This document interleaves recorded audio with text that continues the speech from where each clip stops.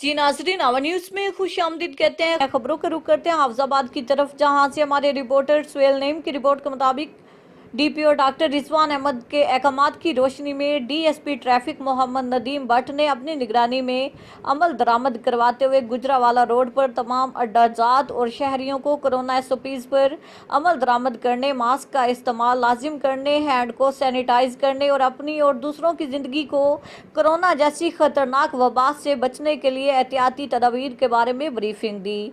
हाफिजाबाद और जिन अफराद ने मास्क नहीं पहने हुए थे उनमें मास्क भी तकसीम किए।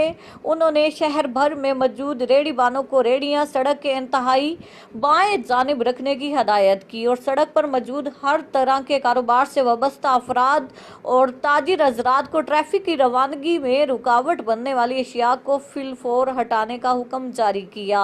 उन्होंने कहा कि रमजानुल मुबारक में खरीदो फरोख्त करने वाले अफराद को किसी किस्म की परेशानी का सामना ना करना पड़े।